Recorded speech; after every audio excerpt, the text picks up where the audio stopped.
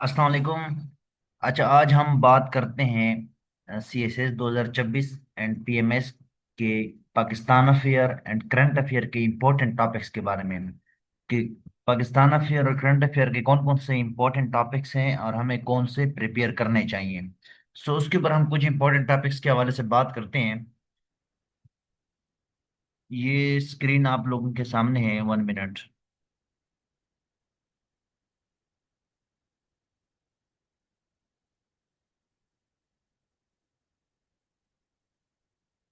Okay, हो गया। अच्छा, इसमें पहले पाकिस्तान अफेयर के टॉपिक्स हैं, ठीक है। ये से 2026 के लिए भी हैं। से 2026 और अपकमिंग PMS के लिए भी हैं, ठीक है। अच्छा, सबसे पहले जो टॉपिक है वो पाकिस्तान के इकोनॉमिक क्राइसिस है। ये बहुत बड़ा इशू है। ये टॉपिक इम्पोर्टेंट है। सही है। 1 मिनट।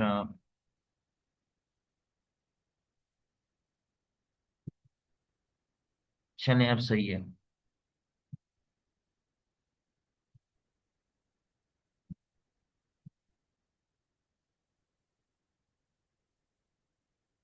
1 मिनट, लेट मी इसको थोड़ा छोटा कर लेता हूँ। चलें, अब सही है ये।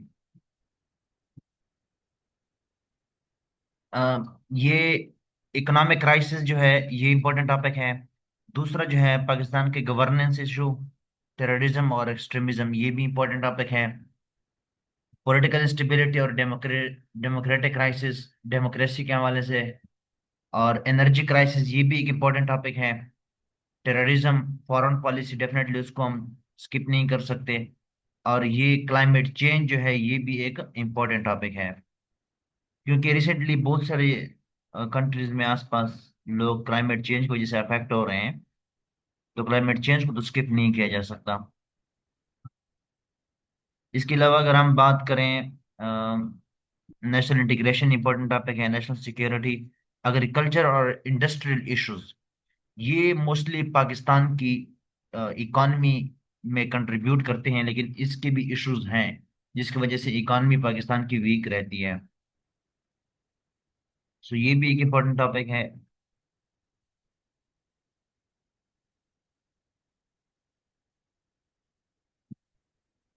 ओके, हो गया। अच्छा, फिर ये एजुकेशन के हवाले से प्राइवेटाइजेशन एक इम्पोर्टेंट टॉपिक है। प्राइवेटाइजेशन के बारे में बात हो रही है। KP के अंदर तो जिस तरह से वो स्कूल्स मोस्टली प्राइवेटाइज कर रहे हैं, PIA की बात हो रही थी, स्टील मिल की बात हो रही है, और बाकी जितने भी इम्पोर्टेंट स्टेप्स लिए गए हैं गवर्नमेंट की तरफ से वो भी इम्पोर्टेंट है। अम, बलूचिस्तान क्राइसिस, ये बड़ा इम्पोर्टेंट है, पॉपुलेशन, ठीक है। तो ये भी उसी के अंदर ही आता है, पॉपुलेशन और यूथ बल्क, इसको आप डिस्कस कर सकते हैं। हाइब्रिड वारफेयर और फ्रीडम ऑफ स्पीच, इसको देख लीजिए। सिविल मिलिट्री रिलेशन, ये भी बड़ा इंपॉर्टेंट है। Mineral exploration and foreign investment, ये भी एक इम्पोर्टेंट टॉपिक है। सही है।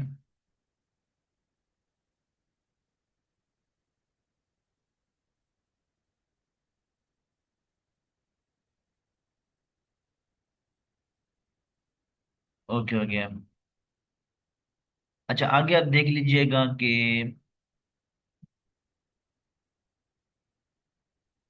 इसमें जो है CPEC फेज 2 डेफिनेटली इंपॉर्टेंट है। वाटर मैनेजमेंट, अब वो इंडिया ने जो इंडस वाटर ट्रीटी जो अब्रोगेट की है,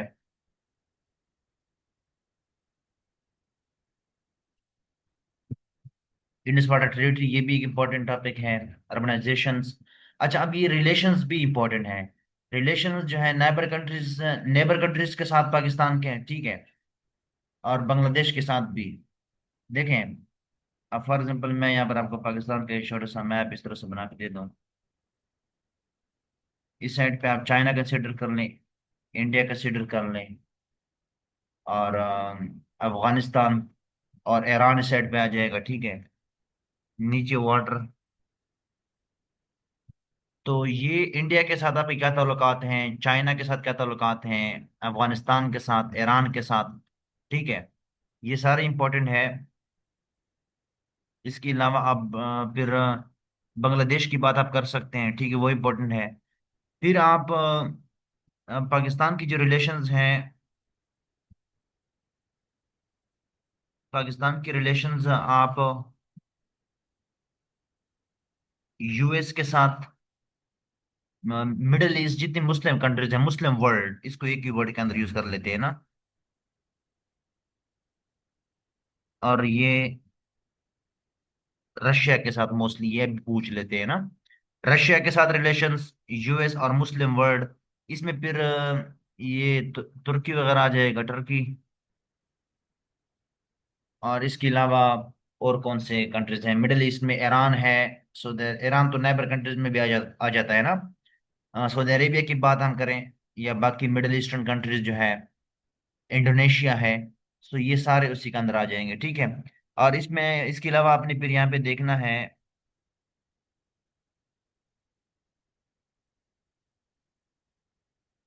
हाँ, ये इंडो यूएस नेक्सस, ये इंडो यूएस नेक्सस ये भी जरूरी है। ये Pakistan relation with Muslim world and तुर्की रशिया, ये भी हमने बात कर ली, ठीक है। ये इंपॉर्टेंट टॉपिक है, ईरान इसराइल क्राइसिस। ये तो पास्ट का हिस्सा है, लेकिन ये पेपर में पूछ सकता है, इसको आप किसी भी सूरत में स्किप अप नहीं कर सकते, ठीक है। ये इंपॉर्टेंट टॉपिक है। रशिया यूक्रेन वार जो है, ये भी एक इंपॉर्टेंट टॉपिक है। अच्छा, अब हम आगे चलते हैं।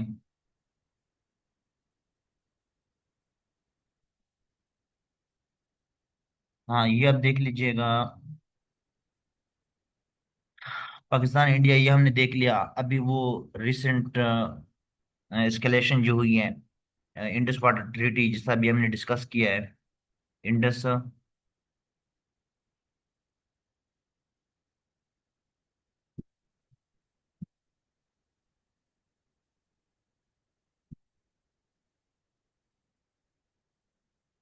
ये इंपॉर्टेंट है। इसके अलावा न्यूक्लियर प्रोलिफरेशन जो है, प्रोलिफरेशन,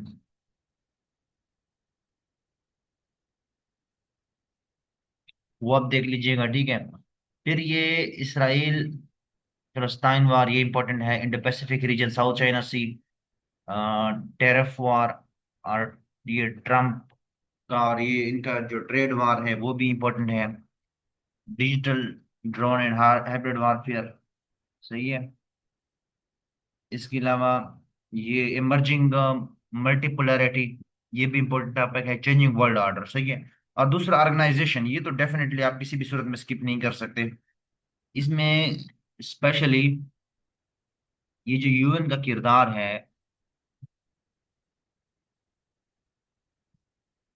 यूएन का किरदार इंपॉर्टेंट है कि क्या यूएन फेलियर है या नहीं, तो इसके बारे में इसके आर्गुमेंट्स और काउंटर आर्गुमेंट्स बनते हैं। ओआईसी का क्या किरदार है, और ये जो इसराइल और फलस्तीन कन्फ्लिक्ट जो है, इसमें मुस्लिम वर्ल्ड का क्या किरदार है, ये भी एक इम्पोर्टेंट टॉपिक है, ठीक है। इसके अलावा ये सार्क, तो ये तो बिल्कुल इनफेक्टिव हो चुका है ना। सार्क तो बिल्कुल वो कोई जो पाकिस्तान इंडिया उसमें शामिल है।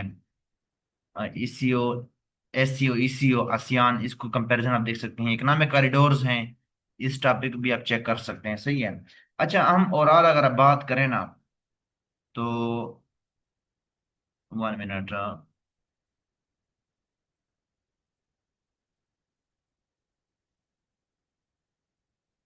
ओवरऑल ऐसा है कि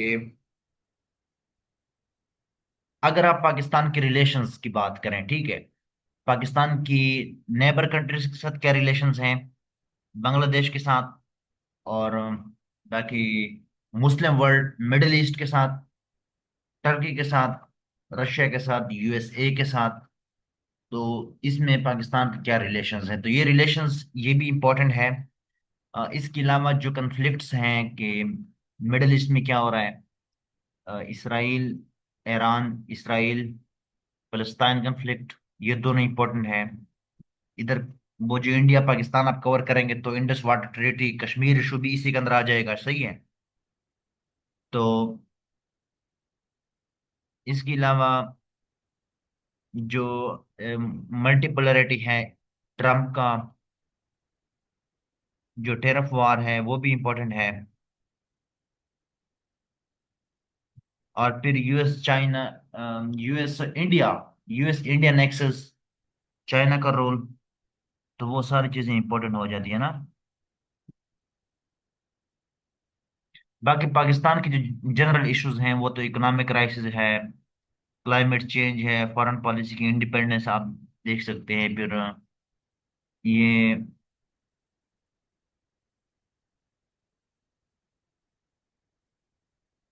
एनर्जी क्राइसिस है।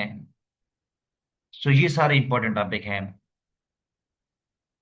इनको आप प्रिपेयर कर सकते हैं। इसके साथ हम वो थिंक टैंक्स से आप बेहतरीन प्रिपेयर कर सकते हैं, थिंक टैंक्स आपके पास सोर्स हैं।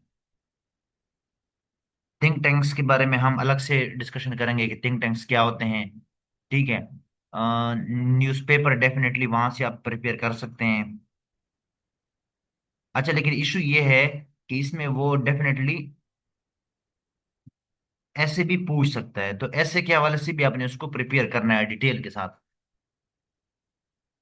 तो बाकी जो थिंक टैंक्स हैं या जो सोर्सेज है वो हम अलग वीडियोस के अंदर डिस्कस करते हैं। और ये वीडियो मैं इधर यूट्यूब पे अपलोड कर रहा हूँ, तो इसके अलावा अगर कोई टॉपिक्स इंपॉर्टेंट आपको लगते हैं कि हैं, मोस्टली यही हैं, इसके अलावा मुझे नहीं लगता कि वो बाहर कोई टॉपिक दे देगा। अगर आपके जहन में कोई टॉपिक है तो वो नीचे कमेंट सेक्शन में आप मेंशन कर दीजिएगा, तो उसके ऊपर हम डिस्कशन करेंगे। और ये भी जरूर आप सजेस्ट करेंगे किस किस्म की वीडियोस बनानी चाहिए, कौन कौन से टॉपिक्स के ऊपर ना। तो उसके ऊपर हम डिटेल से बात करेंगे। तो आज के लिए ये इतना काफ़ी है। तो थैंक यू, ये इंपॉर्टेंट टॉपिक्स के हवाले से हैं। तो बाकी फिर हम अलग से डिस्कस करेंगे। Thank you.